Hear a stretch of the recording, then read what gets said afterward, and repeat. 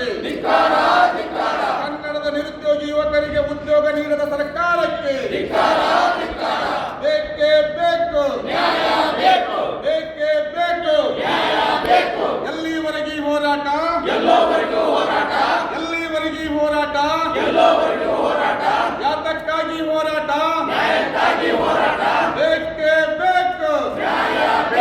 Doctor Sarojini Mahishi ವರದಿಯನ್ನು ಜಾರಿಗೊಳಿಸದ ಸರ್ಕಾರಕ್ಕೆ, doctor Sarojini Mahishi ವರದಿಯನ್ನು ಜಾರಿಗೊಳಿಸದ ಸರ್ಕಾರಕ್ಕೆ, ಕನ್ನಡದ ಮಕ್ಕಳಿಗೆ ಉದ್ಯೋಗ ನೀಡದ ಸರ್ಕಾರಕ್ಕೆ, ಕನ್ನಡದ ಮಕ್ಕಳಿಗೆ ಉದ್ಯೋಗ ನೀಡದ ಸರ್ಕಾರಕ್ಕೆ ಬೇಕೇ ಬೇಕು, ಬೇಕೇ ಬೇಕು.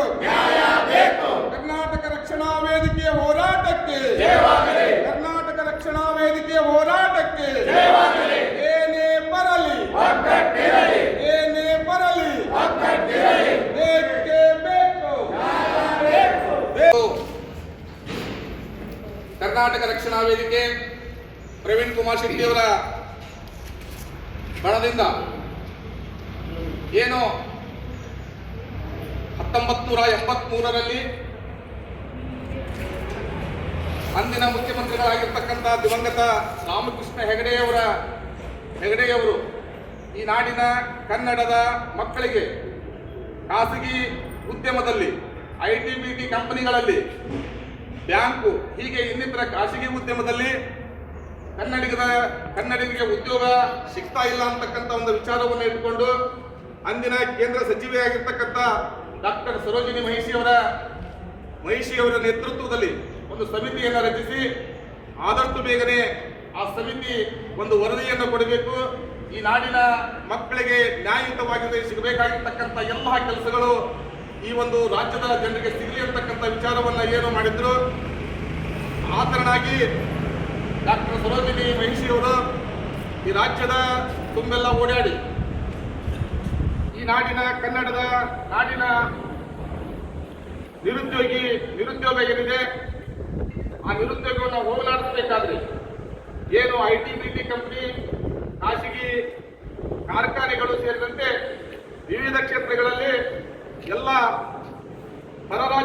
ಹೊರಗಿನ ರಾಜ್ಯದವರು ಉನ್ನತ ಮಟ್ಟದ ಹುದ್ದೆಯಲ್ಲಿ ಕೆಲಸವನ್ನು ನಿರ್ವಹಿಸ್ತಾರೆ ಅಂತಕ್ಕಂಥ ವಿಚಾರವನ್ನು ಇಟ್ಕೊಂಡು 80% ಈ ನಾಡಿನ ಕನ್ನಡದ ಮಕ್ಕಳಿಗೆ ಉದ್ಯೋಗ ಮೀಸಲಿಡಬೇಕು ಅಂತಕ್ಕಂಥ ಏನು ಒಂದು ವರದಿಯನ್ನು ಕೊಡ್ತಾರೆ.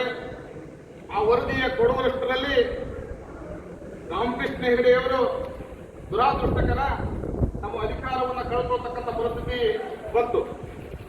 ಅದರ ನಂತರ ಬಂದಿರತಕ್ಕಂಥ ಯಾವುದೇ ಸರ್ಕಾರ, ಯಾವುದೇ ಪಕ್ಷದ ಸರ್ಕಾರ, ಯಾವುದೇ ಮುಖ್ಯಮಂತ್ರಿಗಳು ಆ ಸರೋಜಿನಿ ಮಹಿಷಿ ಅವರ ವರದಿಯನ್ನ ಜಾರಿಗೊಳಿಸುವುದರಲ್ಲಿ ವಿಫಲರಾಗಿದ್ದಾರೆ.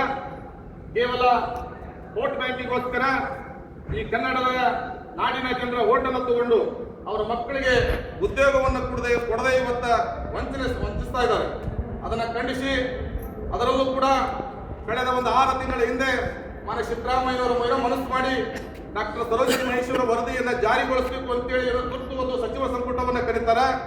ಆ ಸಚಿವ ಸಂಪುಟದಲ್ಲಿ ಬಂಡವಾಳಶಾಹಿಗಳು, ವೋಟ್ ಬ್ಯಾಂಕಿನ ರಾಜಕಾರಣಿಗಳು ಅದಕ್ಕೆ ಸಕಾರಾತ್ಮಕವಾಗಿ ಸ್ಪಂದಿಸದೆ ಇದ್ದಾಗ ಅನಿವಾರ್ಯವಾಗಿ ಮಾನ್ಯ ಸಿದ್ದರಾಮಯ್ಯನವರು ಆ ಒಂದು ವರದಿಯ ಅನುಷ್ಠಾನಗೊಳಿಸೋದನ್ನು ಕೈಬಿಟ್ಟಿದ್ದಾರೆ.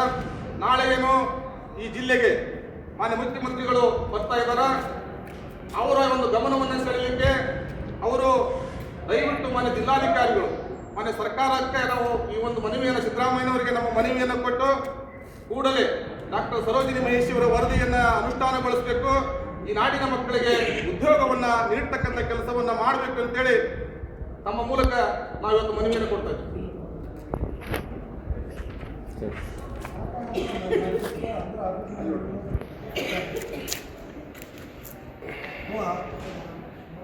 जुम्मा कायम होता, जुम्मा कायम होता, 2 आपण